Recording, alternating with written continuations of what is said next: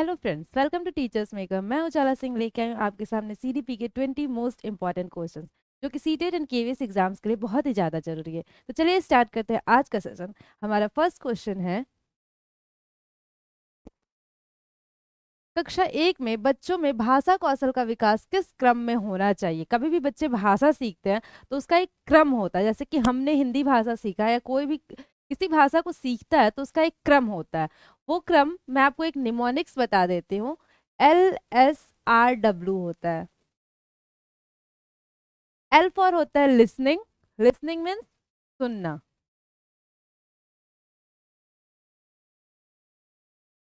L for हो जाएगा listening, S for speaking, R for reading and W for writing. तो ये एक क्रम होता है, सुनना, बोलना, पढ़ना, लिखना। LSRW। हमारा राइट ऑप्शन हो जाएगा ऑप्शन नंबर ए।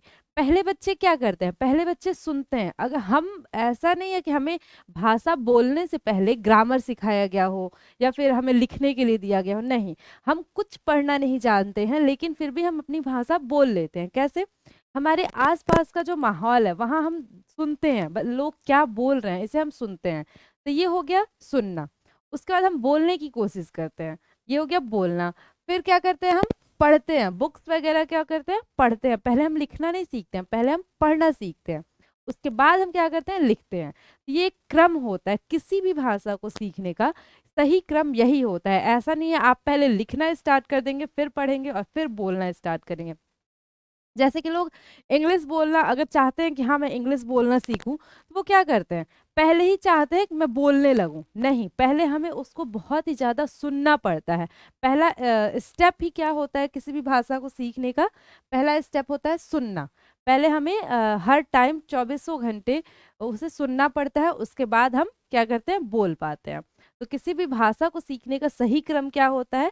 LSRW से हम इसे याद करते हैं, listening, speaking, reading and writing. यानी कि सुनना, बोलना, पढ़ना और लिखना। ये स्टेप होता है किसी भी भाषा को सीखने का। तो आगे अगर आपको कोई भाषा सीखनी हो तो आप इसे स्टेप्स में सीखने की कोशिश करेंगे। चलते हैं नेक्स्ट क्वेश्चन की ओर। क्वेश्चन नंबर सेकंड, एक शिक्षक विद्यार्थियों में सामाजिक मूल्यों को विकसित कर सकता है।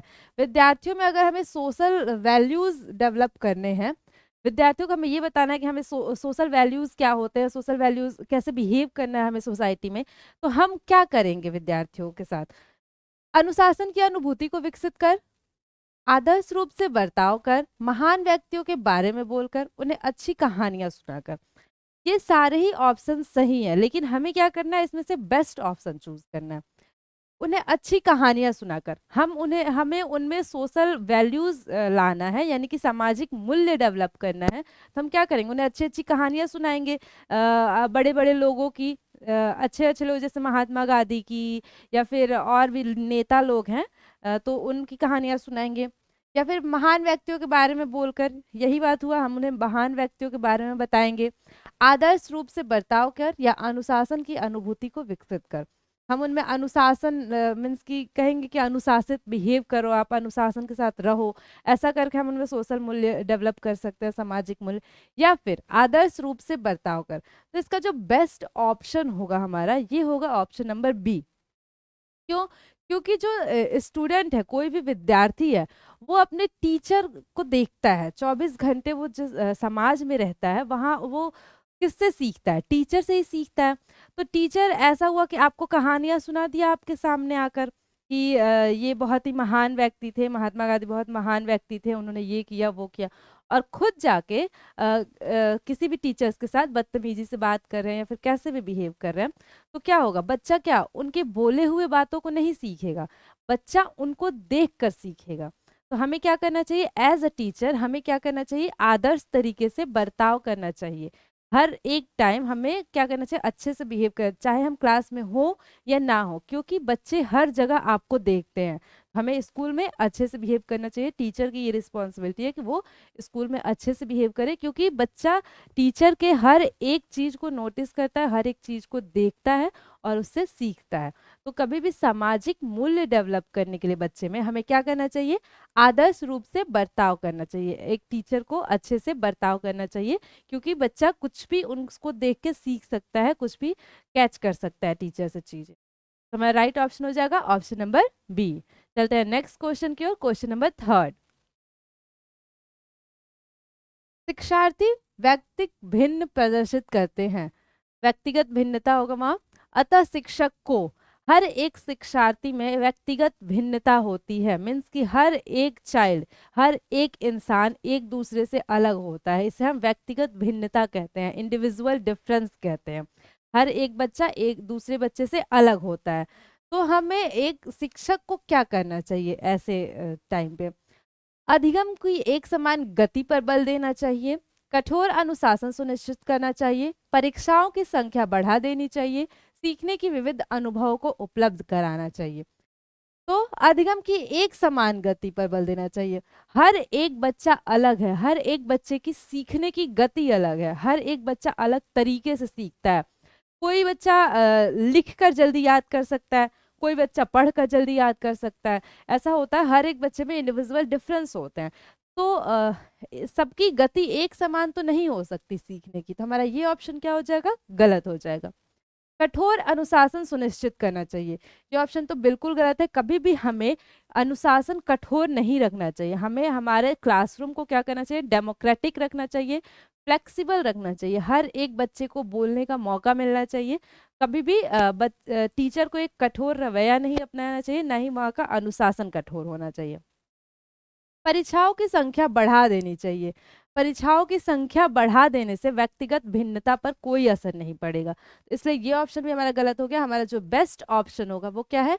सीखने के विविध अनुभवों को उपलब्ध कराना चाहिए, मीन्स कि टीचर को अलग अलग मेथड से पढ़ाना चाहिए, जो बच्चा जैसे सीख सके उसे वैसे हमें पढ़ाना चाहिए।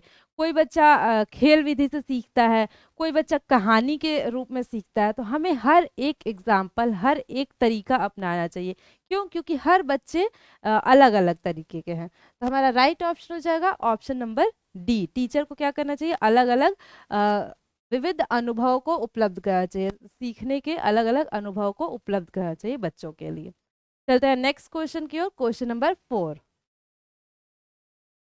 क्या विद्यार्थी पाठ में रुचि ना लेते प्रतीत हो तो शिक्षक को चाहिए कि वह, अगर कोई विद्यार्थी आपके सामने ऐसा है जो इंटरेस्ट नहीं ले रहा है, कोई भी आप चैप्टर पढ़ा रहे हैं उसमें वो उसका इंटरेस्ट ही नहीं है, वो इधर उधर देख रहा है, इधर उधर बातें कर रहा है, तो एक शिक्षक के तौर पर आप क्या करेंगे? हमारे ऑप्शंस पढ़ लेते हैं।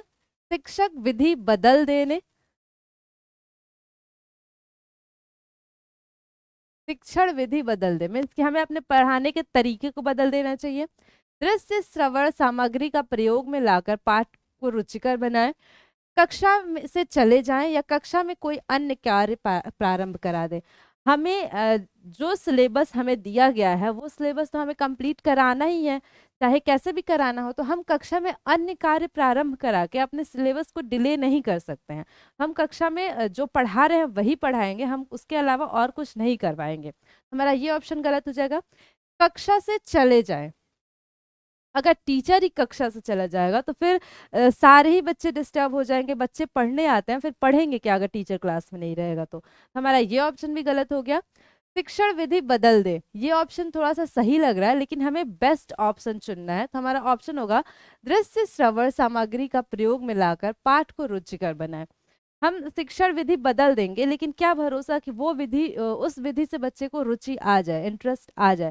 तो हम क्या करेंगे? सबसे अच्छा हमारा तरीका होगा दृश्य श्रवण सामग्री का यूज करके। जैसे कि ऐसी हम टीएलएम यूज करेंगे, टीचिंग लर्निंग मटेरियल। पढ़ाने के दौरान हम टीचिंग लर्निंग मटेरियल्स यूज करते हैं, तो उसमें एक होता है दृश्य श्रव्य सामग्री। मीन्स कि उसमें क्या होता है? बच्चा देख भी सकता है, सुन भी सकता है। जैसे कि अभी आप लोग यूट्यूब पे क्लासेस कर रहे हैं, तो इसमें क्या है? आप क्वेश्चंस देख भी सकते हैं और सुन भी सकते हैं, तो इसमें ज़्यादा कंसंट्रेट कर पाते हैं बच्चे। तो हम क्या करेंगे? क्लास में ऐसी ही कुछ सामग्री का प्रयोग करेंगे जिसमें बच्चा कंसंट्रेट कर पाए, अच्छे से इंटरेस्ट उसका आ पाए उस टॉपिक में जो भी टीचर पढ़ा रहा है। हम क्या करेंगे? दृश्य श्रव्य सामग्री का प्रयोग करेंगे और उस जो टॉपिक हम पढ़ा रहे हैं उसे क्या करेंगे? इंटरेस्टफुल बनाएंगे, रुचिकर बनाएंगे। हमारा ऑप्शन नंबर बी सही हो जाएगा। हमारा नेक्स्ट क्वेश्चन है क्वेश्चन नंबर 6। व्यवहार का करना पक्ष डैश में आता है, मीन्स कि कोई भी काम अगर हम करके सीखते हैं, लर्निंग बाय डूइंग जिसे हम कहते हैं, तो उसे वो किस पक्ष में आता है? सीखने के गतिक क्षेत्र, सीखने के भाववाचक क्षेत्र, सीखने के मनोवैज्ञानिक क्षेत्र, या सीखने के संज्ञानात्मक क्षेत्र। तो करके सीखने में क्या होता है, बच्चा एक्टिव रहता है। एक्टिव रहता है मीन्स कि वो गति करता है, मीन्स कि तो ये क्या हो जाएगा, ऑप्शन नंबर ए सही हो जाएगा। सीखने के गति क्षेत्र में आता है, वो अपने मोटर मोटर स्किल्स का प्रयोग कर रहा है, वो अपने हाथ पैर जो भी यूज करके उसके बाद उसको सीख रहा है। तो इसमें क्या हो जाएगा, सीखने के गति क्षेत्र में आ जाएगा, हमारा ऑप्शन नंबर ए सही हो जाएगा। नेक्स्ट क्वेश्चन है हमारा क्वेश्चन नंबर 5। बच्चे उसी वातावरण में सीख सकते हैं जहां, हमें ये बताना है बच्चे किस वातावरण में अच्छे से सीख सकते हैं। जरूरी नहीं है कि आप जिस क्लासरूम में पढ़ा रहे हैं उसमें क्लासरूम में बच्चे सारे ही बच्चे अच्छे से सीख पाए। कुछ बच्चे ऐसे होते हैं जो डरते हैं, वो अपने बात को नहीं कह पाते हैं, क्वेश्चंस नहीं पूछ पाते हैं। तो आखिर क्यों, हमें ये बताना है कि बच्चे किस वातावरण में अच्छे से सीख पाएंगे। ऑप्शन नंबर ए है, उनके अनुभवों और एवं भावनाओं को उचित स्थान मिले, उन्हें खेलने का मौका मिले, उन्हें मित्र बनाने का मौका मिले, कड़ा अनुशासन हो। तो कभी भी जब क्लास में कड़ा अनुशासन होगा तो बच्चे नहीं सीख सकते हैं। क्यों? क्योंकि क्लास में आप बोल देंगे सारे बच्चों को, एकदम स्ट्रिक्टली आप बोलेंगे कि सारे बच्चे चुपचाप बैठ जाओ, किसी को कुछ नहीं पूछना है। तो बच्चे क्या करेंगे, आपसे पूछने में डरेंगे। तो कभी भी बच्चे इस माहौल में ऐसे कड़े अनुशासन में नहीं सीख सकते हैं। तो हमारा डी ऑप्शन क्या होगा, गलत हो जाएगा। नेक्स्ट, उन्हें मित्र बनाने का मौका मिले। ये ऑप्शन थोड़ा सा सही है, लेकिन जब उन्हें मित्र बनाने का मौका मिलेगा तो वो क्या करेंगे, सिर्फ वही काम करेंगे, मित्र बनाते रहेंगे और पढ़ाई पे ध्यान नहीं देंगे। तो ये ऑप्शन में हमारा गलत हो जाएगा। उन्हें खेलने का मौका मिले, उन्हें खेलने का मौका दिया जाता है, लेकिन उस टाइम उनका क्या होता है, शारीरिक विकास होता है, ना कि वो उनका और बाकी सारा विकास हो पाता है। तो ये ऑप्शन में हमारा गलत हो जाएगा। उनके अनुभव एवं भावनाओं को उचित स्थान मिले, वो क्या कर रहे हैं, क्या महसूस कर रहे हैं, इसको अगर आप उचित स्थान दिया जाएगा तो बच्चे क्या करेंगे, बच्चे को ये लगेगा कि हाँ हमें इम्पोर्टेंस दी जा रही है और हम पे ध्यान दिया जा रहा है। तो बच्चे क्या करते हैं, उस सिचुएशन में अगर कोई बच्चा आपसे क्वेश्चन पूछता है, आप उसको डांट के बैठा देंगे तो दोबारा वो क्वेश्चन नहीं पूछेगा। लेकिन वही कोई बच्चा क्वेश्चन पूछता है और आप उसकी तारीफ करेंगे कि अच्छा हुआ तुमने बहुत अच्छा क्वेश्चन पूछा, तो वो क्या करेगा, दोबारा से क्वेश्चन पूछने के लिए उत्सुक रहेगा। तो क्या यानी कि उसकी जो भावनाएं हैं उसको क्या मिल रहा है, रिस्पेक्ट मिल रहा है, उसको बढ़ावा मिल रहा है। तो इस माहौल में बच्चे अच्छे से सीखते हैं। तो हमारा राइट ऑप्शन हो जाएगा option number A. Next question है हमारा क्वेश्चन नंबर 7। प्राथमिक स्तर पर बच्चों के लिए संगीत, कहानी कहने, नाटक, कला, शिल्प, खेल आदि जैसी गतिविधियों का संचालन, हमें ये बताना है कि प्राथमिक स्तर पर यानी कि प्राइमरी लेवल पर बच्चों के लिए क्या संगीत, कहानी कहने या फिर नाटक, कला, शिल्प, खेल आदि जैसी गतिविधियों का हमें क्या करना चाहिए, संचालन करना चाहिए। कब करना चाहिए, हमें ये बताना है। ऑप्शंस पढ़ लेते हैं हम। सप्ताह में एक बार होना चाहिए, प्रत्येक विषय के साथ सम्मिलित होना चाहिए, अलग से संचालित करना चाहिए, अतिरिक्त समय में कराया जाना चाहिए। तो जो बच्चे खेल में, संगीत में, इन सब में, जो छोटे बच्चे होते हैं वो इन सब में बहुत ही ज़्यादा इंटरेस्ट रखते हैं, बहुत ही ज़्यादा चाहते हैं कि हमेशा उनका गेम पीरियड हो, हमेशा डांस परफॉर्मेंस हो, ये सारी चीज़ें चाहते हैं। हमें क्या करना चाहिए, अतिरिक्त समय में कराना चाहिए। तो अगर हम उसके लिए अतिरिक्त समय निकालेंगे फिर वो उनका जो सिलेबस है वो कंप्लीट नहीं हो पाएगा, वो बाकी रह जाएगा। तो हमारा ये ऑप्शन क्या हो गया, गलत हो गया। अलग से संचालित करना चाहिए। अलग से हम संचालित कब कर सकते हैं, कभी महीने भर में, 2 महीने भर में एक बार हम कुछ एक्टिविटी करवा सकते हैं बच्चों से। तो ये ऑप्शन भी हमारा गलत हो गया। हमें एक बेस्ट ऑप्शन चुनना है, इन चारों में से जो बेस्ट ऑप्शन होगा हमें वो चुनना है। सप्ताह में एक बार होना चाहिए या फिर प्रत्येक विषय के साथ सम्मिलित होना चाहिए। तो जो भी ये सारी एक्टिविटीज है वो हमें क्या करना चाहिए, हर एक विषय के साथ सम्मिलित कर देना चाहिए। जैसे कि आप बच्चों को हिंदी पढ़ा रहे हैं तो पोयम कैसे पढ़ाएंगे, संगीत विधि से, मीन्स की संगीत की तरह उसको गाने की तरह गा कर तब पढ़ाएंगे। तो इसमें क्या सम्मिलित हो गया, संगीत सम्मिलित हो गया। ऐसे ही हम कहानी पढ़ा रहे हैं तो बच्चों को कहानी कहकर या फिर नाटक विधि के द्वारा पढ़ाएंगे। तो हमें क्या करना चाहिए, छोटे बच्चों के मीन्स की प्राइमरी लेवल पे बच्चों के सारे ही सब्जेक्ट्स में ये सारी चीजें क्या करनी चाहिए, सम्मिलित कर देनी चाहिए। हमारा राइट ऑप्शन हो जाएगा ऑप्शन नंबर बी। चलते हैं नेक्स्ट क्वेश्चन की ओर। Question number 8। कक्षा 1 और 2 के बच्चे, हमें ये बताना है जो बच्चे क्लास 1 में या 2 में हैं, उनको वो कैसे सीखते हैं। अमूर्त अनुभव से शीघ्र सीखते हैं। अमूर्त चीजें वो होती हैं जो हमारे आंखों के सामने नहीं होती है, जिन्हें हम देख नहीं पाते हैं। तो जो कक्षा 1 या 2 में बच्चे होंगे, उनको उनके सामने जो चीजें होंगी वो उसे अच्छे से सीख पाएंगे। तो हमारा ये ऑप्शन तो गलत हो गया। पढ़कर शीघ्र सीखते हैं, ये ऑप्शन भी गलत हो गया। जरूरी नहीं है जो कक्षा 1 में है या 2 में है उसको आप कुछ भी पढ़ाएंगे तो वो तुरंत उसे सीख लेगा, ये ऑप्शन गलत हो गया। लिखकर शीघ्र सीखते हैं, ये ऑप्शन भी गलत है। जो हमारा बेस्ट ऑप्शन होगा वो क्या होगा, मूर्त अनुभव से शीघ्र सीखते हैं। जैसे कि उनके सामने कोई भी चीज आप लाकर रख दीजिए तो वो उस चीज को देखकर बहुत जल्दी सीखते हैं। हमें ये अल्फाबेट्स पढ़ाने होते हैं, सपोज क्लास 1 में हमें बच्चों को ABCD याद करवाना, स्पेलिंग्स याद करवाने हो, तो हम क्या करेंगे, उनके सामने वो चीजें दिखाएंगे, जैसे कि एप्पल दिखाएंगे। अगर वो चीजें नहीं दिखा पा रहे हैं तो हम उसको उसके पिक्चर्स दिखाएंगे उनको, तो उससे क्या होगा, बच्चे उन चीजों को जल्दी सीख लेते हैं। तो हमारा राइट ऑप्शन हो जाएगा option number B. Next question है हमारा क्वेश्चन नंबर 9। सीखने की प्रक्रिया में शिक्षक की भूमिका होनी चाहिए। हमें ये बताना है जो सीखने की प्रक्रिया होती है, मीन्स कि बच्चा सीखता है और एक शिक्षक क्या करता है, उसे सिखाता है। तो एक शिक्षक की क्या उसमें भूमिका होनी चाहिए। सुगमकर्ता, अनुदेशनकर्ता, प्रशिक्षक या नियंत्रणकर्ता। तो हमें बच्चों को नियंत्रण नहीं करना है, हमें बच्चों को कंट्रोल नहीं करना है। टीचर का ये काम नहीं है कि बच्चों पे कंट्रोल करे, बच्चे को कहेगा कि चुपचाप बैठो तो बच्चे शांति से बैठे रहेंगे, ऐसा हमें बच्चों के साथ नहीं करना है। तो हमारा डी ऑप्शन क्या होगा, गलत हो जाएगा। प्रशिक्षक की भी गलत हो जाएगा, अनुदेशन की गलत हो जाएगा। तो एक NCF 2005 में कहा गया है कि राष्ट्रीय पाठचर्या जो नीति है उसमें कहा गया है कि एक शिक्षक को क्या होना चाहिए, सुगमकर्ता होना चाहिए। इसको हम एक और वर्ड लिखते हैं, सुविधादाता।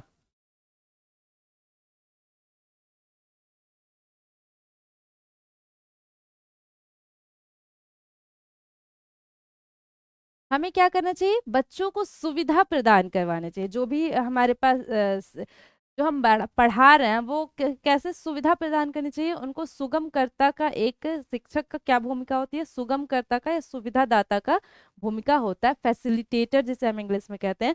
शिक्षक का रोल क्या होता है, एज अ फैसिलिटेटर होता है। तो हमारा ऑप्शन नंबर ए सही हो जाएगा, सुगमकर्ता के।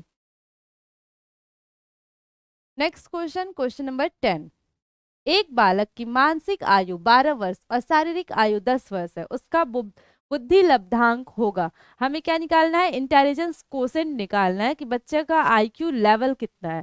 तो मैंने पहले भी बताया है, मैं फॉर्मूला लिख देती हूँ पहले। क्या फॉर्मूला होता है IQ का, पहले होता है मानसिक आयु। हम ऊपर लिखते हैं क्या, मानसिक आयु, मैं इंग्लिश में लिख देती हूँ, या फिर मानसिक आयु।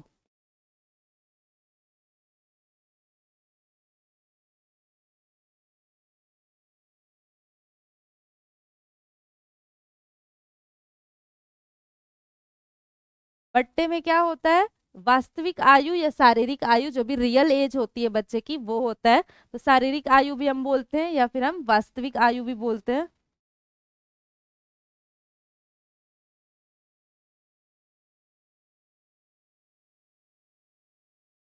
और गुणे में 100, ये फॉर्मूला होता है बुद्धि लब्धांक निकालने का, IQ इंटेलिजेंस कोसेंट निकालने का। तो हम इस पे रख लेते हैं, मानसिक आयु कितना दिया हुआ है, 12 वर्ष दिया हुआ है, और शारीरिक आयु कितना दिया हुआ है, 10 वर्ष दिया हुआ है, गुणे में 100। 10 × 100 यानी कि इस बच्चे का जो बुद्धि लब्धांक होगा वो क्या होगा, 120 होगा। हमारा राइट ऑप्शन हो जाएगा ऑप्शन नंबर ए। और जो 120 जिसकी IQ लेवल होती है उस बच्चे को हम क्या कहते हैं, उस बच्चे को हम कहते हैं प्रखर बुद्धि, प्रखर बुद्धि वाले बच्चे कहते हैं।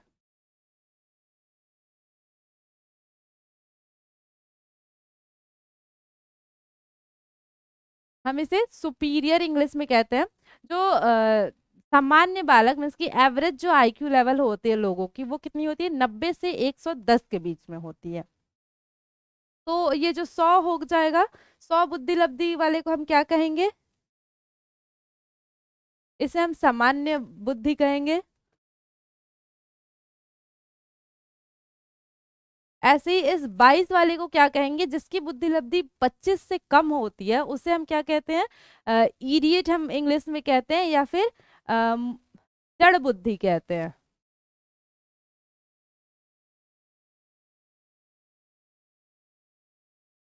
और जिसकी बुद्धि लब्धि 83 होती है तो उसे हम क्या कहते हैं? मंद बुद्धि कहते हैं। तो ये मंद बुद्धि हम इसे कहते हैं। तो इस क्वेश्चन में क्या पूछा गया है? जिसकी मानसिक आयु 12 वर्ष है और वास्तविक आयु 10 वर्ष है, तो उसकी हमें बुद्धि लब्धि निकालनी है, बुद्धि लब्धांक निकालना है। तो वो क्या हो जाएगा? 120 हो जाएगा। मैंने ये बता दिया कि 120 वाले जिसकी बुद्धि लब्धांक 120 होती है उस बच्चे को क्या कहते हैं? प्रखर बुद्धि वाले बच्चे कहते हैं, सुपीरियर बच्चे जिसे हम कहते हैं। और सामान्य बुद्धि वाले कितने होते हैं? जिसकी बुद्धि लब्धांक कितनी होती है? 90 से लेकर और 110 तक होती है, उसे सामान्य बुद्धि लब्धि कहते हैं।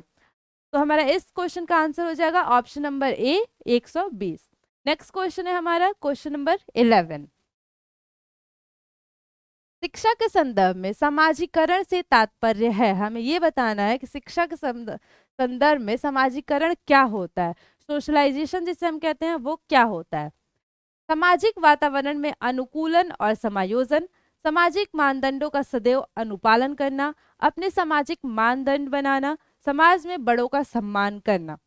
तो समाज में बड़ों का सम्मान करना अच्छी बात है, लेकिन इसे हम समाजीकरण नहीं कहते हैं। तो हमारा ये ऑप्शन गलत हो गया। उनके अपने सामाजिक मानदंड बनाना, ये ऑप्शन भी बहुत ज्यादा सही नहीं है। हमें समाजीकरण मीन्स की सोशलाइजेशन का ये मतलब नहीं होता है कि हम समाज में अपना नया रूल बनाए, नया रेगुलेशन बनाए, इसको हम सोशलाइजेशन नहीं कहते हैं। सामाजिक मानदंडों का सदैव अनुपालन करना, समाज में कुछ चीजें गलत भी होती हैं, तो हमें जरूरी नहीं है कि हम समाज में जितने भी मापदंड दिए गए हैं उनका अनुपालन करें, उनको फॉलो करें। तो ये ऑप्शन भी हमारा गलत हो गया। सामाजिक वातावरण में अनुकूलन और समायोजन, समाजीकरण का यही मतलब होता है कि कोई भी बच्चा अपने समाज में कैसे समायोजन एडजस्ट कर रहा है, या फिर कैसे उसके अनुकूल वो रह रहा है। जैसे कि वहाँ का समाज उसके अनुकूल है कि नहीं, वो अच्छा मतलब कंफर्टेबल हो पा रहा है कि नहीं, इसे हम क्या कहते हैं? समाजीकरण कहते हैं, सोशलाइजेशन कहते हैं। तो हमारा जो बेस्ट ऑप्शन हो जाएगा वो क्या हो जाएगा? ऑप्शन नंबर ए हमारा बेस्ट हो जाएगा, सही हो जाएगा। समाजीकरण का क्या तात्पर्य है? सामाजिक वातावरण में अनुकूलन और समायोजन, कोई भी बच्चा जो सामाजिक वातावरण है, उसके आसपास का जो समाज है, उसके उसमें से वो अनुकूल है या नहीं, या फिर उसमें समायोजन कर पा रहा है कि नहीं, इसे हम क्या कहते हैं? समाजीकरण, सोशलाइजेशन कहते हैं। नेक्स्ट क्वेश्चन है हमारा क्वेश्चन नंबर 12। निम्न में से एक प्राथमिक स्तर के शिक्षक के लिए सबसे महत्वपूर्ण गुण कौन सा है? हमें ये बताना है प्राथमिक स्तर का एक टीचर है तो उसमें सबसे अच्छा गुण क्या होना चाहिए। शिक्षण विधियों में सक्षमता और विषय का ज्ञान, उच्च मानक भाषा में पढ़ाने की क्षमता, पढ़ाने की उत्सुकता या धैर्य और लगन। तो ये क्वेश्चन सीटेट में बार बार पूछता है कि एक अच्छे शिक्षक की जो गुण होती है वो क्या होनी चाहिए। तो ये बात बिल्कुल सही है कि शिक्षण विधियों में सक्षमता और विषय का ज्ञान, उसे अपने विषय का ज्ञान होना चाहिए, या फिर जो भी वो शिक्षण विधियां यूज कर रहा है उसमें वो सक्षम होना चाहिए। उच्च मानक भाषा में पढ़ाने की क्षमता, हम बच्चों को ऐसे प्राइमरी लेवल के बच्चों को उच्च मानक भाषा में नहीं पढ़ा सकते। हमें ये बोला गया है कि प्राइमरी लेवल के जो बच्चे होते हैं उन्हें क्या, उनकी मातृभाषा में पढ़ाना है, हमें उनके सामने स्टैंडर्ड लैंग्वेज यूज नहीं करना है। तो ये ऑप्शन हमारा गलत हो जाएगा। पढ़ाने की उत्सुकता, ये भी सही है कि कोई भी टीचर पढ़ाने के लिए उत्सुक हो, लेकिन हमें बेस्ट ऑप्शन चुनना है। तो हमारा जो बेस्ट ऑप्शन हो जाएगा किसी भी टीचर के लिए, उसका धैर्य और उसको पढ़ाने में लगन कितना है, ये ज्यादा मैटर करता है। तो एक अच्छे टीचर की गुण यही होने चाहिए कि वो धैर्य, मतलब उसमें धैर्य हो और पढ़ाने की लगन हो। तो हमारा राइट ऑप्शन हो जाएगा ऑप्शन नंबर डी। चलते हैं नेक्स्ट क्वेश्चन की ओर, क्वेश्चन नंबर 14। नर्सरी कक्षा में शुरुआत करने के लिए एक विषय वस्तु सबसे अच्छी है। हमें ये बताना है, कोई बच्चा अगर नर्सरी कक्षा में पढ़ रहा है तो हमें उसको शुरुआत में, सबसे शुरुआत में कौन सी थीम, कौन सी विषय वस्तु पढ़ानी चाहिए। ऑप्शन नंबर ए है मेरा प्रिय मित्र, मेरा पड़ोस, मेरा परिवार या मेरा विद्यालय। तो हमें बच्चों को कैसे पढ़ाना है कि वो अपनी वो जो चीजें हैं उससे, उनकी जो चीजें, उनके आसपास की जो चीजें हैं उसके साथ वो पढ़ाई को जोड़ सके। तो जो एक बच्चा नर्सरी क्लास में पढ़ता है वो सबसे ज्यादा किससे अटैच होगा, किसके बारे में ज्यादा जानता है, तो वो अपने परिवार के बारे में ज्यादा जानता है। उस समय वो तुरंत तुरंत विद्यालय में आ रहा होता है तो विद्यालय से उसका बहुत ज्यादा इंटरेक्शन नहीं होता है। तो ये ऑप्शन गलत हो जाएगा। मेरा पड़ोस, पड़ोस के लोगों को भी वो बहुत ज्यादा नहीं जानता है। वो क्या चाहता है कि मेरा परिवार ही सब कुछ है, मैं अपने परिवार, वो अपने परिवार के बारे में ज्यादा से ज्यादा जानने की कोशिश करता है और ज्यादा उनके साथ खुश रहता है। तो अगर हम उस बच्चे से उसके परिवार के बारे में बात करेंगे तो वो ज्यादा अच्छे से समझ पाएगा। तो हमारा जो राइट ऑप्शन हो जाएगा वो हो जाएगा ऑप्शन नंबर सी। कोई भी बच्चा जब नर्सरी क्लास में है तो हम उसको सबसे पहला पाठ क्या पढ़ाएंगे, उसके परिवार के बारे में पढ़ाएंगे। क्यों? क्योंकि वो परिवार के लोगों से मिला है, परिवार के साथ रहता है, तो वो उस चीजों को अच्छे से सीख पाएगा, वो उसको जोड़ के समझ पाएगा। हमारा राइट ऑप्शन हो जाएगा ऑप्शन नंबर सी, मेरा परिवार। किसी भी नर्सरी क्लास के बच्चे को हम सबसे पहले मेरा परिवार थीम पढ़ाएंगे। चलते हैं नेक्स्ट क्वेश्चन की ओर, क्वेश्चन नंबर 13।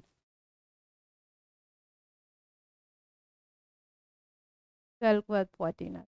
पियाजे के अनुसार संज्ञानात्मक विकास के किस चरण पर बच्चा वस्तु स्थायित्व को प्रदर्शित करता है। हमें ये बताना है कि पियाजे ने 4 स्टेजेस दिए हैं लर्निंग के। वो 4 स्टेजेस ये है: संवेदी प्रेरक चरण, सेंसरी मोटर स्किल जिसे हम कहते हैं, पूर्व सक्रियात्मक चरण, मूर्त सक्रियात्मक चरण, औपचारिक सक्रियात्मक चरण। तो जो ऑब्जेक्ट परमानेंस आता है बच्चे में, मीन्स कि बच्चा क्या करता है, ये समझ जाता है कोई भी ऑब्जेक्ट है तो वो परमानेंट है। जैसे कि अगर इस स्टेज से पहले क्या होता है, बच्चा के सामने अगर आप कोई चीज लाएंगे तो वो उसके साथ खेलेगा, या फिर उसके सामने से हटा देंगे तो उसको ये लगेगा कि हाँ ये चीज अब एग्जिस्ट ही नहीं करती है। तो ऑब्जेक्ट परमानेंस नहीं आया रहता है। लेकिन जब ऑब्जेक्ट परमानेंस आ जाता है तब बच्चा कैसा फील करता है कि कोई भी चीज, बच्चा अगर बॉल के लिए रो रहा है तो क्या उसके सामने से आप उसको हटा देंगे तब भी वो बॉल के लिए रोएगा, क्योंकि उसे ये पता चल गया है कि हाँ ये चीज है, बस मेरे आंखों से ओझल हुई है ये। तो ये ऑब्जेक्ट परमानेंस बच्चों में किस स्टेज में आता है, तो ये संवेदी प्रेरक चरण में, सेंसरी मोटर, सेंसरी जो पीरियड होता है ये कितने का होता है, 0 से 2 वर्ष। 0 से 2 वर्ष के बीच को ये हम कहते हैं पीरियड संवेदी प्रेरक चरण।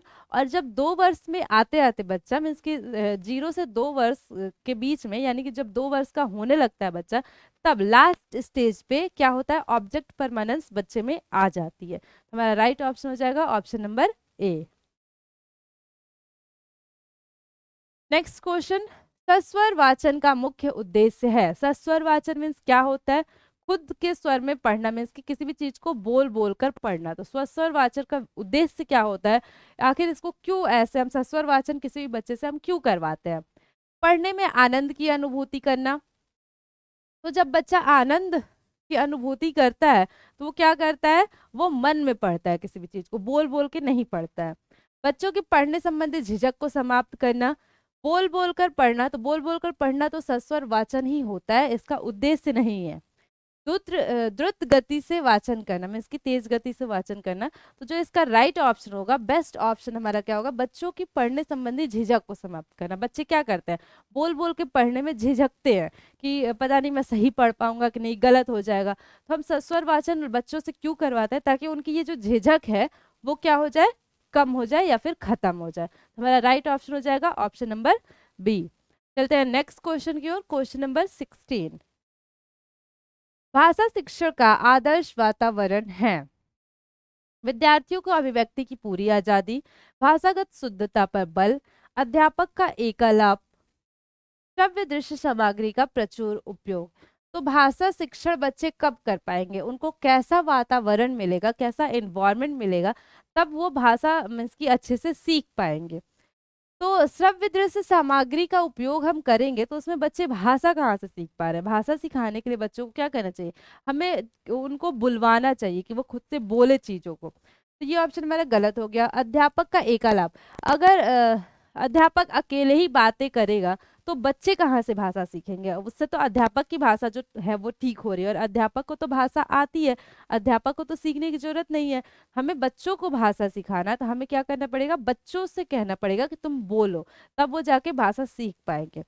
भाषागत शुद्धता पर बल, हमें अभी बच्चे को भाषा सिखानी है। कोई भी चीज जब हम बच्चों को सिखाते हैं तो हमें उसकी शुद्धता पे ध्यान नहीं देना है कि वो शुद्ध बोल रहे हैं, अशुद्ध बोल रहे हैं, सही बोल रहे हैं, गलत बोल रहे हैं। हमें क्या करना है, बच्चे से बस कहना है कि जो उनके अंदर झिझक है, जो वो बोल नहीं पा रहे हैं, उसको समाप्त करना है। बच्चे कैसे भी सीखे, पहले कोई भी बोलता है जब शुरू शुरू में तो वो गलत ही बोलता है, फिर वो अपने आप वो सही हो जाता है। तो हमें उसकी शुद्धता पर बल नहीं देना है। हमें क्या करना है, विद्यार्थियों को अभिव्यक्ति की पूरी आजादी। हमें क्या करना है, बच्चे को ये कहना है कि आप जो भी बोलना चाहते हैं वो बोलो, चाहे आप गलत ही बोलो लेकिन बोलो। हमें उसकी अभिव्यक्ति की आजादी देनी है उसको, कि जो उसको मन में है, जो क्वेश्चन वो पूछना चाहता है, जो बोलना चाहता है वो बोले। इससे क्या होगा, उसको झिझक जो है उसके अंदर वो खत्म होगी। तो हमारा राइट ऑप्शन हो जाएगा ऑप्शन नंबर ए। हमारा नेक्स्ट क्वेश्चन है क्वेश्चन नंबर 17।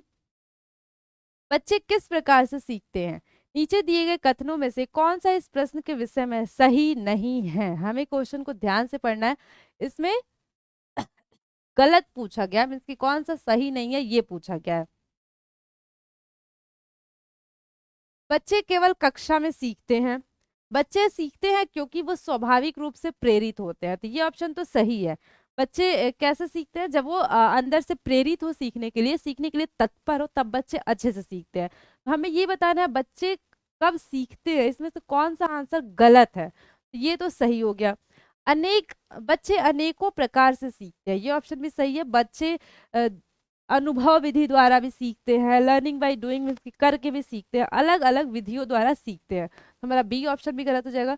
बच्चे तब सीखते हैं जब वे संज्ञानात्मक रूप से तैयार होते हैं, ये ऑप्शन भी सही हो गया। हमें इसमें गलत आंसर बताना है। तो बच्चे केवल कक्षा में सीखते हैं, ये गलत है। क्यों, क्योंकि बच्चे जरूरी नहीं है सिर्फ कक्षा में सीखेंगे, बच्चे अपने परिवार से सीखते हैं, बच्चे अपने समाज से सीखते हैं, बच्चे हर एक जगह कुछ ना कुछ सीखते हैं। तो ये ऑप्शन गलत हो गया, हमें गलत ही चुनना था। तो हमारा राइट ऑप्शन हो जाएगा ऑप्शन नंबर डी। चलते हैं नेक्स्ट क्वेश्चन की ओर, क्वेश्चन नंबर 18। विकास डैश से डैश की ओर बढ़ता है। हमें ये बताना है विकास कैसे होता है, जो डेवलपमेंट है बच्चों में वो कैसे होता है। जटिल, कठिन, विशिष्ट, समान, साधारण, आसान, सामान्य से विशिष्ट। तो जो विकास होता है वो समान से विशिष्ट की तरफ होता है, जो बच्चे में डेवलपमेंट होता है वो सामान्य से विशिष्ट की तरफ होता है। क्यों, क्योंकि आप अगर देखें बच्चा कभी भी लिखता है, बचपन में अगर हम बच्चे को लिखने के लिए कहेंगे तो वो सामान्य रूप से लिखेगा, जैसे कि वो पांचों उंगली से पेन को पकड़ेगा या फिर पूरा ऐसे पकड़ के तब लिखने की कोशिश करता है। लेकिन जैसे जैसे बच्चा बड़ा होता है वो क्या करता है, सिर्फ दो फिंगर से भी लिख लेता है। तो क्या हो रहा है, पहले तो उसके हाथ का डेवलपमेंट हो रहा है सामान्य रूप से, फिर क्या हो रहा है विशिष्ट, मीन्स कि उसके पूरे फिंगर्स का डेवलपमेंट हो जा रहा है। तो क्या ऑप्शन हो जाएगा, ऑप्शन नंबर डी सही हो जाएगा, सामान्य से विशिष्ट की ओर होता है।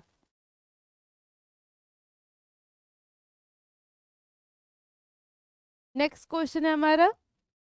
जब एक शिक्षक यह समझता है कि स्वाभाविक रूप से लड़के गणित में लड़कियां से अच्छे हैं, यह दर्शाता है कि अध्यापक एक शिक्षक ये मानता है कि गणित में कौन अच्छा होता है, लड़के ज्यादा अच्छे होते हैं एज कंपेयर टू लड़कियां, मीन्स की लड़कियां गणित में अच्छी नहीं होती है। तो ये उस शिक्षक की किस भावना को दर्शाता है।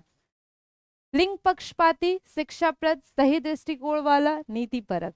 तो ये कोई सही दृष्टिकोण नहीं है, ये क्या है, लिंग पक्षपाती है। मीन्स की जो टीचर है वो क्या कर रहा है, बायसनेस मीन्स की बायस कर रहा है, पक्षपात कर रहा है लड़के और लड़कियों में। जरूरी नहीं है कि कोई लड़का है तो उसका मैथ्स अच्छा होगा और कोई लड़की है तो उसका मैथ्स अच्छा नहीं होगा।